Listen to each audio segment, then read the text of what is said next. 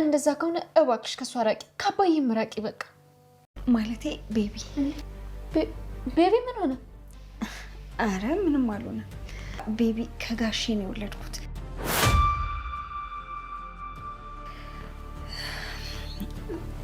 የጋሼ ልጅ ነው።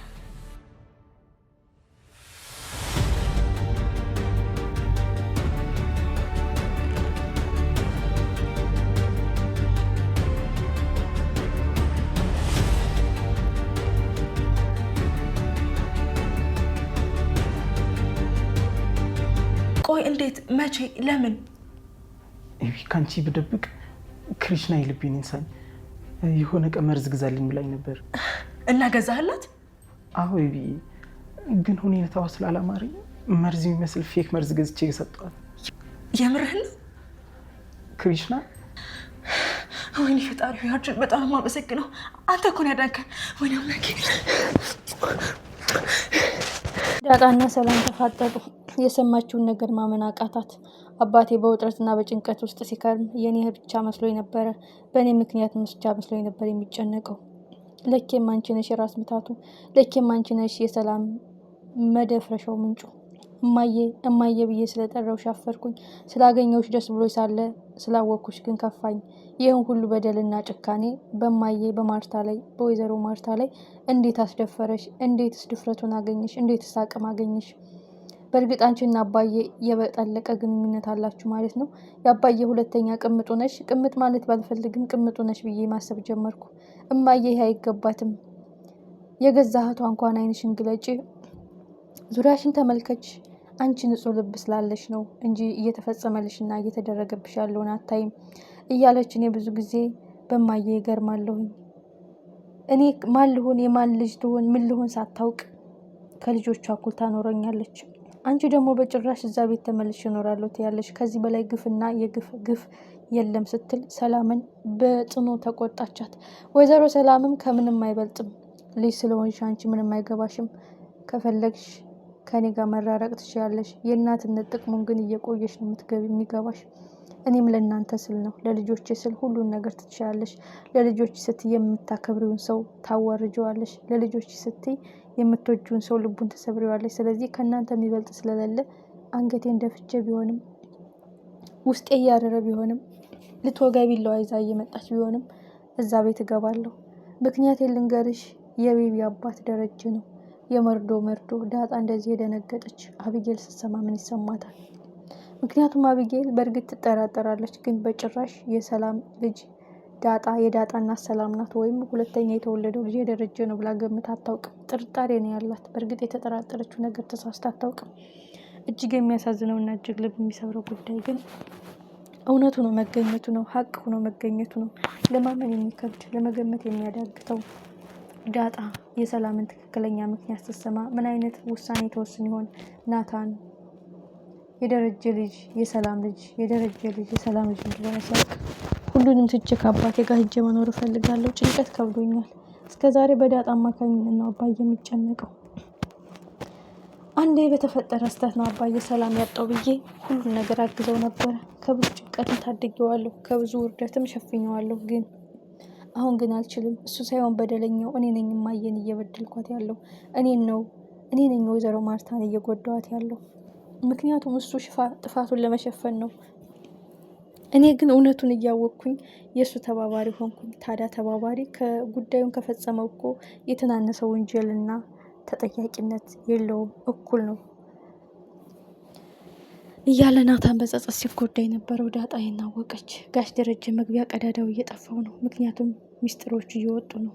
ከመድኃኒት ጋርም ሲፋጠጡና ጦርነት ግብግብ ሲያዙ እዚህ የተዳረሱትም ሚስጥሩ ይወጣ ላይ ወጣም ሀቁ ይፈነዳ ላይ ፈነዳም በሚል ነበረ። ጉዳይ አሁን እየተከራራ ነው። ዳጣ ማመን አቅቷታል። በጭራሽ እኔ ልጁ እንደሆንኩኝ ሳታውቅ እየተጠራጠረች በሙሉ ልቧ ከልጆቿ እኩል እያኖረችኝ፣ ጭራሽ ሁለተኛ ልጁም የሱ ነው። ጭራሽ አንቺ ደግሞ ወደዛ ቤት መተሽ መግባት ፈልጋለሁ ትያለሽ። ከዚህ በላይ ግፍ አለ እንዴ? በማለት ዳጣ እንግዲህ በጭንቀት ልትሞት ነው። በጭንቀት ልትፈነዳ ነው። ማመን አቅቷታል። ከምንም በላይ ልቧ እየሰበረው ያለ የማርታ የዋህነት፣ የማርታ ደግነት፣ ይህን ሁሉ መርዶ ሲነገራት ምን አይነት ህይወት እንደሚኖራት እና በህይወት ትኖራለች አትኖርም የሚለው ጭንቀት ነው። አሁን ዳጣ በአባቷ ላይ መፍረት ትችላለች። አብጌል እንደዛ አባቷን እንትን እንዳለች ሁሉ ዳጣም አሁን አባቷን ነው መፍረድ የምችለው። አባዬ እኔ ስህተት ነች ተብያለሁ፣ እኔ በአጋጣሚ ነው የተፈጠርኩ ተብያለሁ። ሁለተኛው ልጅስ ምንድን ነው? በነገራችን ላይ ለተቀማጭ ሰማይ ቅርብ ነው ይባላል። ምክንያቱም ሀቁን የሚያውቀው ፈጣሪ ብቻ ነው። ሰላምና ፈጣሪ ናቸው እውነታውን የሚያውቁት። ግን እዚህ ታሪክ ላይ ደረጀ ምንም አይነት ስህተት የለበትም ቢባል አሁን ማንም አያምንም። ማንም ማለት ነው። የእሱ ስህተት ዳጣ ብቻ ናት። ወይዘሮ ማርታ ደግሞ በህይወት ውስጥ ስህተት ይገጥማል። ስህተት አንዴ ያጋጥማል። ሁለተኛው ግን ጥፋትና ወንጀል ነው የምትለው ማርታ ናት።